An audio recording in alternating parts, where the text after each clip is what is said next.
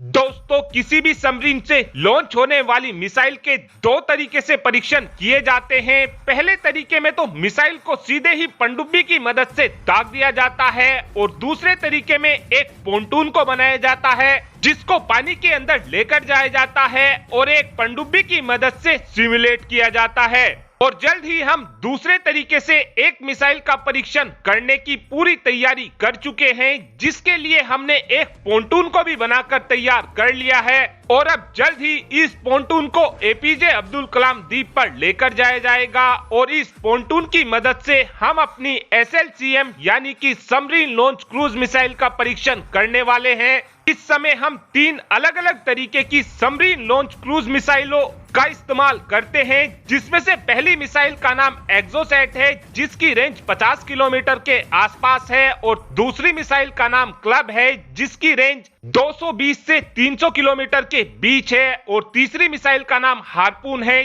जिसकी range 278 kilometre है। लेकिन इन तीनों ही मिसाइल की रेंज इतनी ज्यादा नहीं है। इसी बात को देखते हुए DRDO की तरफ से खुद की SLCM मिसाइल को बनाया जा रहा था, जिसको DRDO ने बनाकर भी तैयार कर लिया था और फरवरी 2023 में DRDO ने चुपचाप तरीके से इस मिसाइल का परीक्षण भी कर लिया था और इस सबमरीन लॉन्च क्रूज मिसाइल की रेंज 500 किलोमीटर के आसपास होने वाली है। लेकिन जिस समय फरवरी 2023 में DRDO ने इस मिसाइल का परीक्षण किया था, उस समय सबमरीन लॉन्च क्रूज मिसाइल को केवल 400 किलोमीटर की रेंज के साथ ही फायर कर देखा गया था। लेकिन एक बार फिर से इस मिसाइल का परीक्षण किया जाएगा, जिसके लिए पोंटून को भी बनाकर तैयार कर लिया गया है और इस बार के परीक्षण में इस बात की उम्मीद भी की जा रही है कि जो हमारी सबमरीन लॉन्च क्रूज मिसाइल है इसको फुल रेंज के साथ फायर कर देखा जाएगा। यानी कि इस बार के परीक्षण के दौरान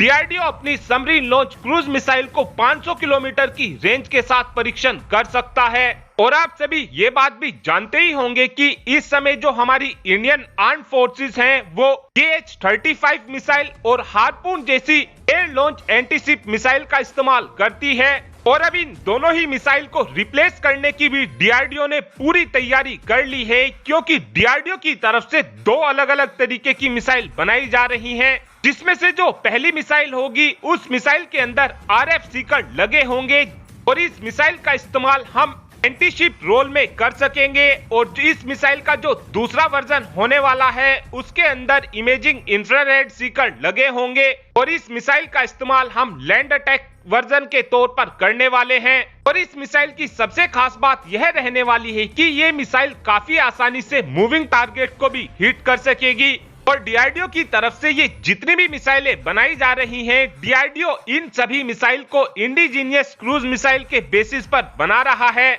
और जो जिन तीनों ही मिसाइल के बारे में हमने आपको बताया है, आने वाले समय में ये भारत की तीनों ही फ्रंट लाइनर मिसाइल होने वाली हैं, जो विदेशी मिसाइलों को पूरी तरीके से रिप्लेस कर देंगी और हमारी स्वदेशी मिसाइलों की कीमत भी हमको विदेशी मिसाइल से कई गुना कम पड़ेगी। और अब आप ही कमेंट कर बता सकते हैं कि हमारी नेवी के पास में कितनी संख्या में SLCM मिसाइल मौजूद होनी चाहिए। इस बात का आंसर आप कमेंट बॉक्स में दे सकते हैं। Thanks for watching this video. Have a good